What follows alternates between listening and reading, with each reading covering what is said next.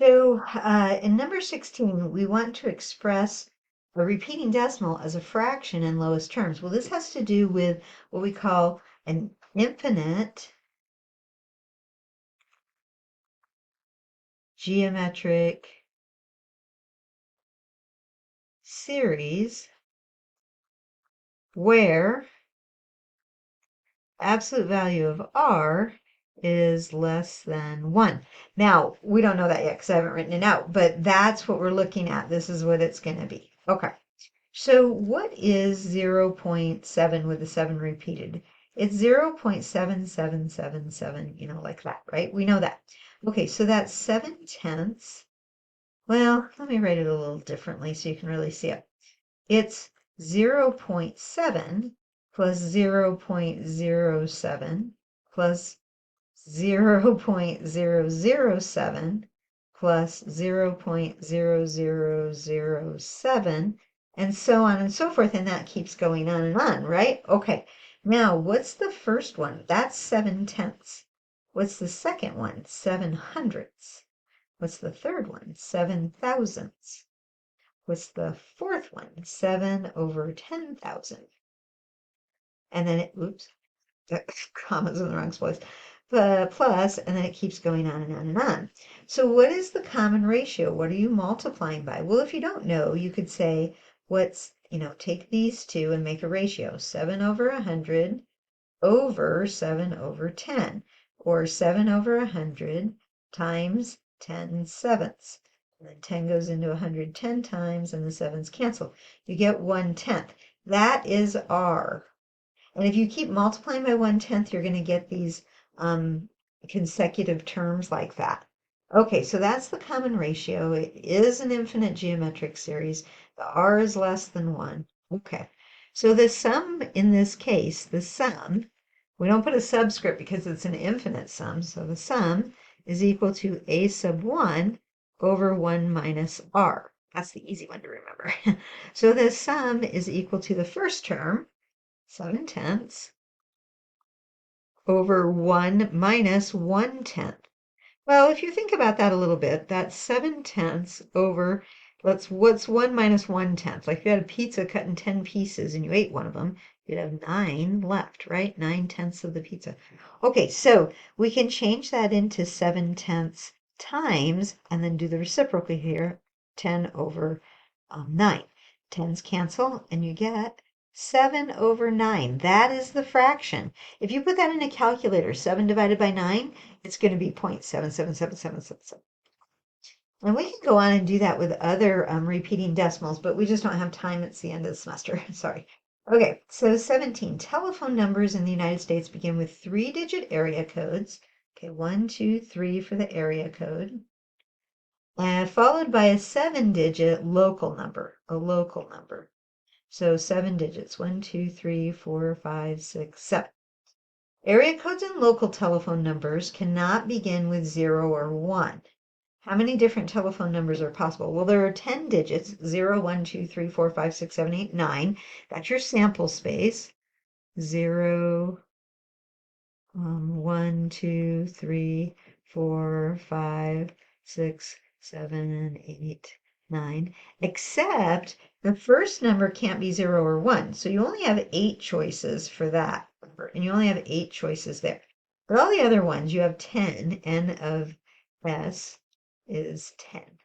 Okay, so times 10, times 10, 10, 10. How many of these are there?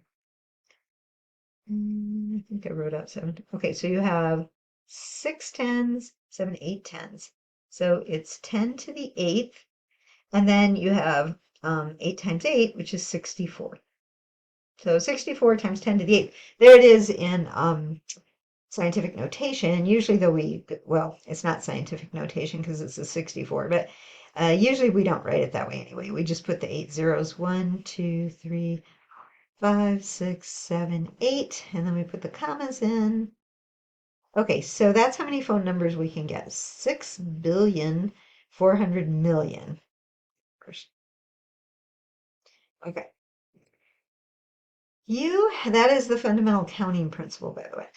You and 19 of your friends have decided to form an internet marketing consulting firm. The group needs to choose 3 officers, a CEO, an operating manager, and a treasurer. In how many ways can those offices be filled?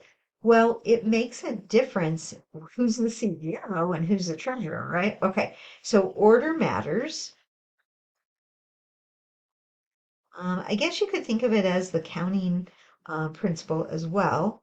You have 20 choices for the first CEO, like anybody could be the CEO. Like here's your CEO. And then for the manager, you have 19 choices because you already picked one for the CEO. He can't be both. And then for the treasurer, you have 18 choices because you can't, be the treasurer and the manager. Okay. So that's how many choices you have. Again, fundamental accounting principle. So we pull out our calculator and we're just going to multiply 20 times 19 times 18. And we get 6,840. This is also a permutation. So you can say we have 20 people. It's a permutation, 20 things taken 3 at a time. Now, for the formula Pn of r, it's n factorial over n minus r factorial, which is going to be, in this case, 20 factorial over 20 minus 3 factorial, or 20 factorial over 17 factorial. This is just another way to do the problem. 20 times 19 times 18 times 17 factorial, and then the 17 factorials are going to cancel, and you're going to get that same calculation. So it might be easier to do it the first way, but it was a permutation in case you were wondering. Okay, a 3-person committee is needed to study ways of improving public transportation. How many committees could be formed from the 8 people on the Board of Supervisors? Well, a committee, it doesn't matter who you name first to be on the committee. It's all the same committee, right?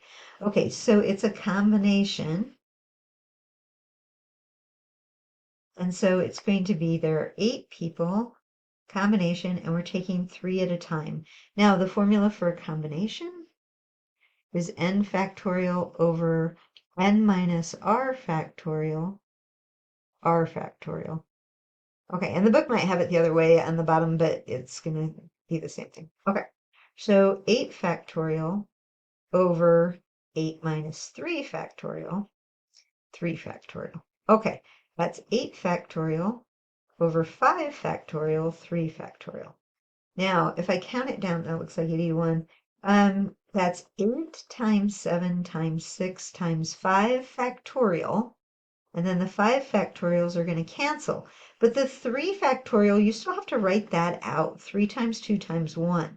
5 factorials cancel. Now, 3 times 2 times 1, that's just 6. So those cancel. So I guess there are 56 different committees you could get. And you could make a chart and you could do a tree thing and you could, figure out the different committees. But 56. Okay.